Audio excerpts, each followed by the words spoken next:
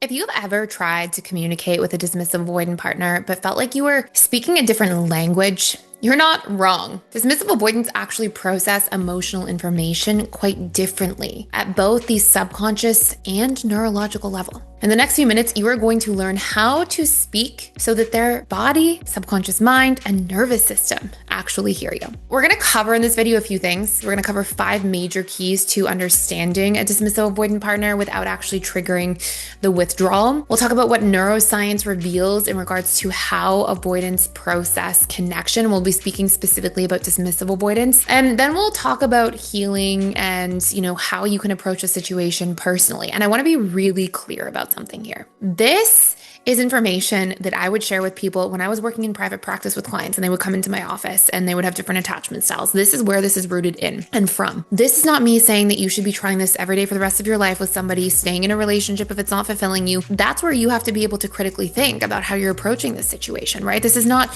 play with these tools and use these tools forever. And if the other person is not willing to get on board or meet you halfway, who cares? Just keep doing it until you're blue in the face. No, this is, hey, here are some of the best tools that work with dismissive avoidance. Here's how you can use them. It's up to you to set a deadline where you're like, I'm going to try these things as much as I can. And if at the end of this period of time, and that deadline is up to you to choose, I don't see the needle move, I don't see big improvements in our communication, then you have to have the courage to walk away, right? Please know this is not something you should do for the rest of your life if you're not seeing the other person co-participate in the communication improving.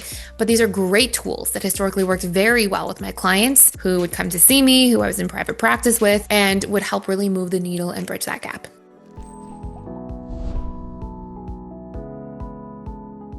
So here's point number 1. Speak to safety. And when you are communicating, you want to be able to communicate everything that you're feeling, but in a very logical, factual way. Avoidants often filter communication through logic, basically as a protective mechanism. So if you say to somebody, that you're dating a dismissive avoidant, why don't you ever open up to me?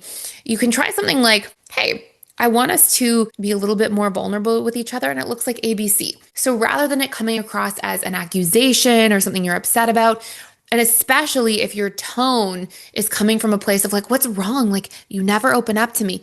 Unfortunately, as soon as you get into that tone-oriented space, you'll see that you lose part of the dismissive avoidance focus because they start thinking like, what am I supposed to do here? What are the answers? They usually weren't modeled communication in this way where it was vulnerable, where there was this co-regulation happening between people because they didn't have that with their own parents. So emotional communication is not something they have much experience or comfort with. So if you can say it really factually, hey, I want to feel closer to you. That looks like ABC. An example here could be, that looks like we stay in one night a week and we play, a fun board game that gets us to ask questions to each other from a connection deck. There's a really good connection deck. I forget what it's called. I think it's like We're Not Really Strangers.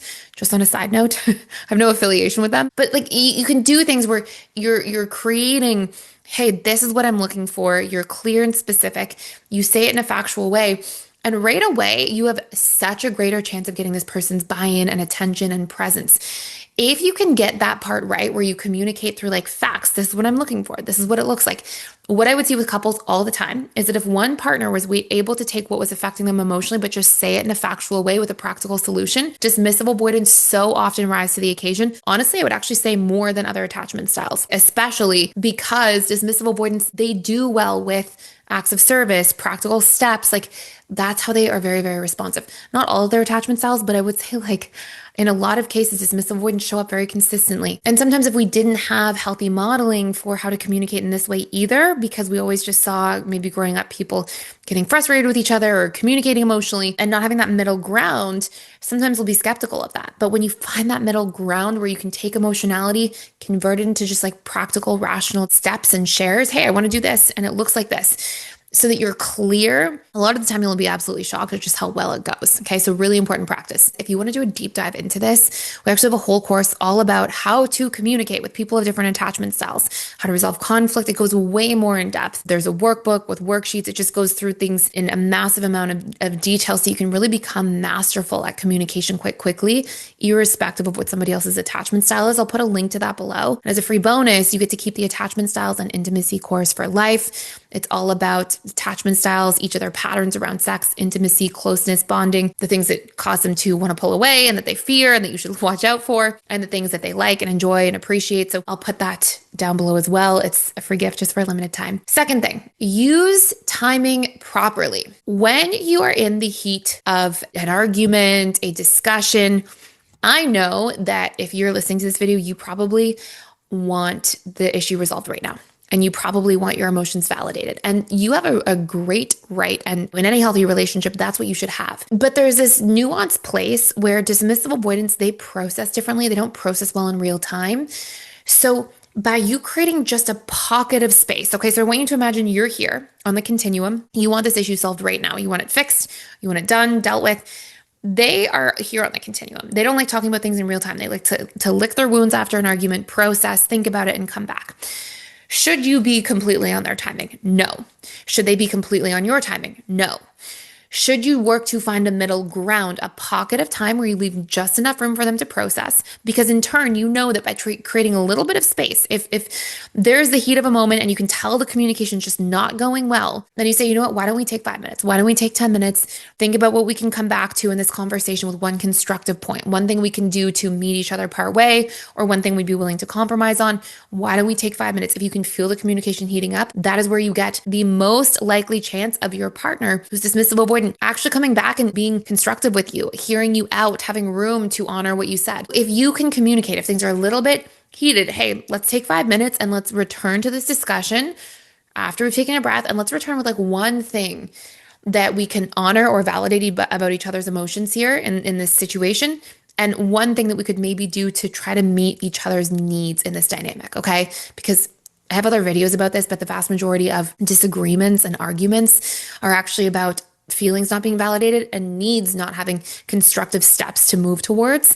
And so if you can come back with those two things, you will be, again, shocked, okay, at how well things tend to go, even if you were in a rocky space. We're going to get into 3 other points in just a second, but I want to share with you a little bit of this neuroscience component here. A 2019 study by Dr. Amir found that avoidantly attached individuals actually showed reduced activation in the anterior insula of the brain, the region linked to emotional awareness, which can explain why they may misread or minimize feelings at times, because they have so much brain activity in that those logical centers of the brain, because that's how they've literally adapted and been conditioned to show up for things, to do life, right? Emotions weren't safe as children in childhood. And so, of course, they move more away from that, and they may be a little bit less equipped in that area in certain periods of time. Another 2021 study by Dr. Who demonstrated that avoidants experience heightened amygdala reactivity to emotional faces, also suggesting that they sometimes perceive closeness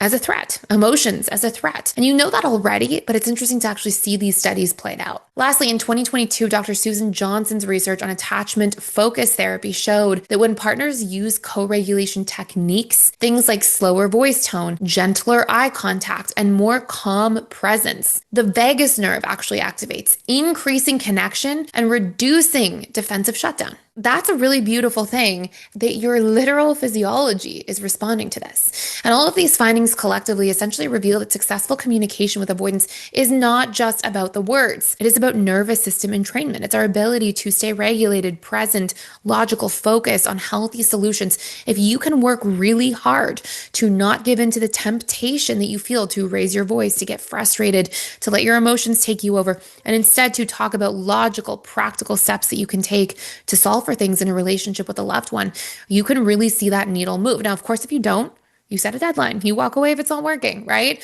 But these are really important things to be able to dig into. We're still going to cover 3 more points here, okay? Point number 3, state needs, make sure they do not sound like an ultimatum. If you say things, and this is really the difference, I talk about this a lot on this channel, between positive and negative framing, okay? It's one of the most important and yet simplest tools when it comes to improving communication. If you say to somebody, you never text me back, or you don't text enough, and it comes off in a critical tone, you're telling the person what you're not doing. Instead, we want to be able to frame this positively to what we need to happen instead. So you may say something like, Consistency really helps me feel connected. Could we plan for check-ins that work on a daily basis for each of us? And this invites collaboration and communication rather than control. Okay. Point number 4, and this is all about when you are communicating, leave it open-ended. Leave this communication with your dismissive avoidant loved one open-ended. A lot of times dismissive avoidants get very triggered when they think that you're saying this has to be done right now. So if you're like, hey, could you take a turn doing the dishes? And they're in the middle of like doing a report for work and they have a deadline first thing in the morning and they're working really late, they freak out. They often get frustrated. They don't freak out because dismissive avoidants aren't necessarily ones to become super emotional, but they'll shut down or they'll get clearly irritable and frustrated. And that's because they tend to hear and assume a lot of the time that when you're asking something, it means right in this moment. And it's actually a really important thing to distinguish that you say, hey, it's your turn to do the dishes. Are you able to do that sometime later this evening or tomorrow? And by giving a more open-ended communication, or hey, I want to hash something out with you and have a conversation, are you open to doing it sometime this evening? Okay. Things like that, where it's not in this moment, allows a dismissive avoidant to not feel this sense of being trapped or controlled, which is often what their core wounds will cause them to jump to. And that allows them to have space to think about it logically and rationally themselves and be much more eager and likely to participate in what needs of yours you are requesting. Last thing here, and probably one of the most important ones, or at least one of the big needle movers in a very short period of time, is to ask your dismissive avoidant loved one, when you're doing something, time box it a little bit, okay? This is something that you should only have to use. I would work with clients and I would get them to use this initially, but this would be something that they would use for a month, 2 months until communication really got fine-tuned and they didn't have to worry about it after that. But just like dismissive avoidants tend to jump to thinking that this is right now that you need to do something or that you're requesting something, they also tend to think that when you're asking, oh, hey, can we hash something out this evening? I just want to chat with you about something, or something's been on my mind. They assume it's going to be the whole evening. They fear like, okay, I'm going to be in this situation. It's going to last forever. And they really fear like being engulfed from a timing perspective. So I don't mean just right now timing perspective, like ultimatum type of timing, but I mean, they think that things are going to take forever. Okay. Or if you ask them for a favor, they think it's going to take the whole day, or that you want to spend more time together. You want to spend every night together forever. So if you can time box things and say, hey, I'd love to spend more time together. And that looks like, an extra phone call every Thursday evening for half an hour. When you can tell them like what you're painting a picture, what you're actually needing. Just like anxious attachment styles tend to jump to worst case scenarios, thinking if you're pulling away, oh my gosh, you're pulling away forever. If we've texted a little bit less this week, we're going to stop texting next week. Just like every attachment style jumps to the worst case scenario for their own core wounds, dismissive avoidant attachment styles also do this, but they do it in regards to feeling trapped and how long things are going to take and how engulfed they're going to be. So by actually just opening that up to say, hey, I want to hash something out. I want to have a 15-minute discussion about something that I was thinking about earlier, or I could use your advice for 15, 20 minutes. Can we sit down when you have a second? By keeping things like, hey, it doesn't have to be in this very instance. And hey, this is roughly how much time it's going to take. It's also okay if it goes longer, right? You would be shocked at how often you get this person's buy-in. Because when we are not affected by our own wounds, then we are more likely to be there for somebody else's needs. And with somebody else, the same thing goes. I would teach the same thing for reverse communication. If somebody was dating an anxious attachment style and they were dismissive, I would say, look, if you need a little bit of space to do your own thing one weekend, you want to go and hang out with your friends at the cottage on Sunday afternoon or whatever it might be, tell the anxious person, hey, I'm going to do this for one day. Be clear and specific about how long it's going to be so that they also know, hey, you're not leaving and pulling away forever. Because when we can bridge these gaps around the fears that we carry individually and then collectively into the relationship, you will be shocked at how much easier things get. So these are 5 key tips. You do not have to practice them. I'm a big believer that it's great to become a better communicator under all circumstances. It will help you in your workplace relationships, family relationships, friendships. Literally, it will affect you positively everywhere you go. I'm going to say, you should definitely give it a shot. However, if you just want to, pull away from somebody, you don't see something working, you are entitled to that option.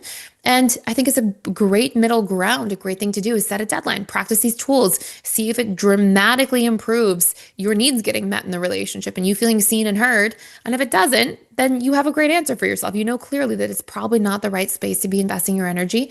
And if it does, then it's a win. So check it out. I hope you enjoyed stay tuned for more videos this week. I put a video out every single day this week. We'll be talking more about a lot of these topics going into the next few days. If you don't want to miss any, make sure you hit the like, share, subscribe button, and I'll see you next time.